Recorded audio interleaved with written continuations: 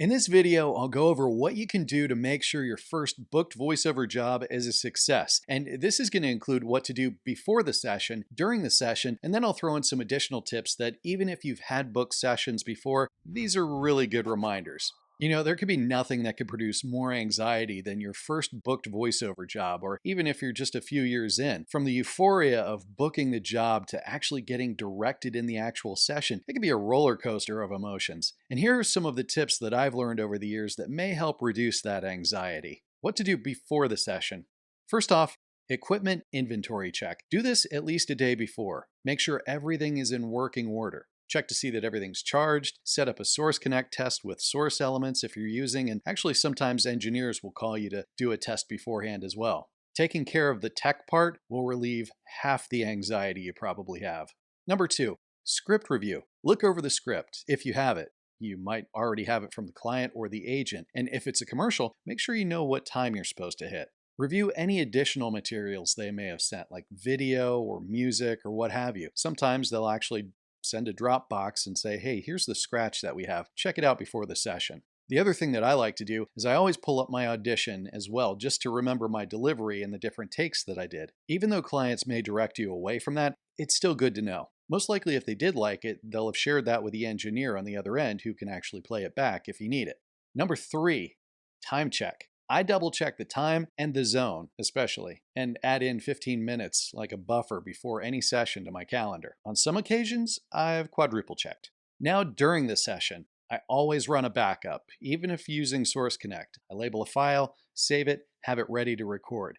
And they may or may not need it, but it saves time during the session if I already have it ready to go. Then, once everything starts, hit record. You can even earn bonus points if you ask the engineer, hey, you want me to run a backup? They always love that. That just communicates to them that you're on top of things. You're comfortable doing this, and it'll sound like you've done it all before. But the point isn't to mislead, it's to help comfort them, letting them know you've got this.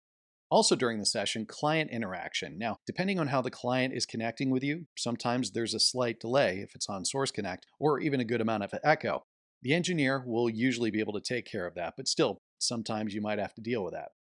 I always try to minimize my talking while still being personable. This not only decreases the starts and stops because of the delay, but it also helps move the session along quickly. It could be weird when you're trying to say a joke and people keep stepping on each other because of that delay, so minimize it, but still remain personable. Often in a session, a director will say, hey, we loved your audition. Let's go ahead and do a take. Give us an A and B. Now, I'll usually ask for clarity on which take that they liked from my audition because usually I give them 2 or 3, unless specified by the agent. I'm going to give 2 or 3. Then I'll also give them the descriptors as a refresher, so they have a good way of communicating which one they like. I may say, did you have a preference on a take from my audition?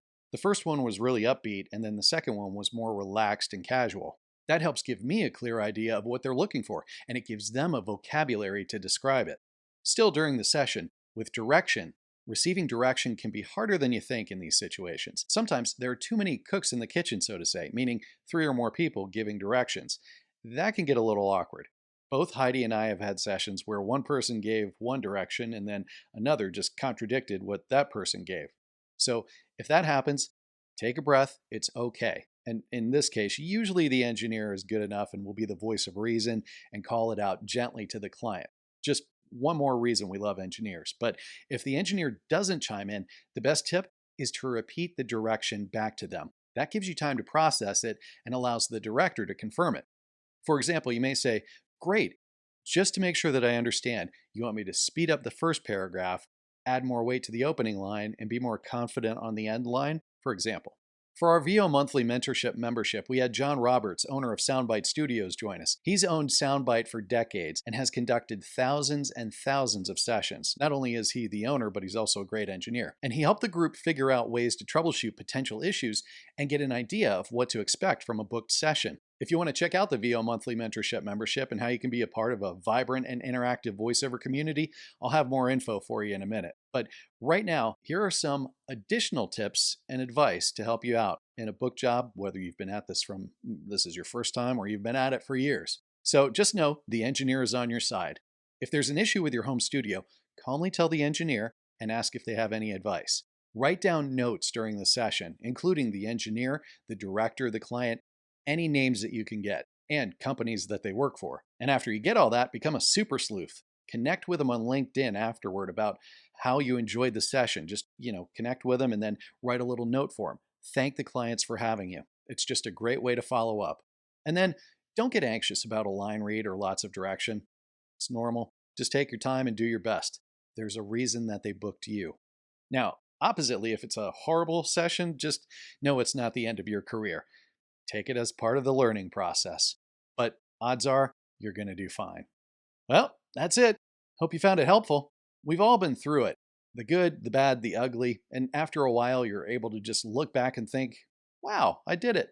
I survived. And I'm still doing it. And if you need help with that, we're here in real time with the VO Mentorship membership. It's kind of like a living thing at this point. It's only $25 a month. First, you get into the Discord chat where it's lively. Not only Heidi and I are in there, but also others from the Atlanta Voiceover Studio are able to help out with questions. And then the members really show up, encouraging one another, and everybody shares their goals, and people are just there for one another. It's probably been a huge reason why it's been a success. Then we have the monthly Zooms where we have an industry pro come in and you get to ask them questions like John Roberts. And then after, Heidi and I are on there to help answer any other questions or things that you may be struggling through, anything that we can help you with in real time.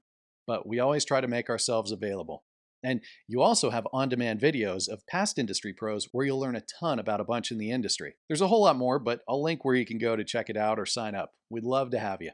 It's an inexpensive way to get coaching and find community. All right, that's it. Next week, we're going to talk about what we've learned from you. Till then, Atlanta Voiceover Studio and ProVoiceOverTraining.com is here to equip, elevate, and inspire you in your voiceover journey, giving you the tools and resources you need to create the career you want. You are building a voiceover business. Think outside the box, and cheers to your success.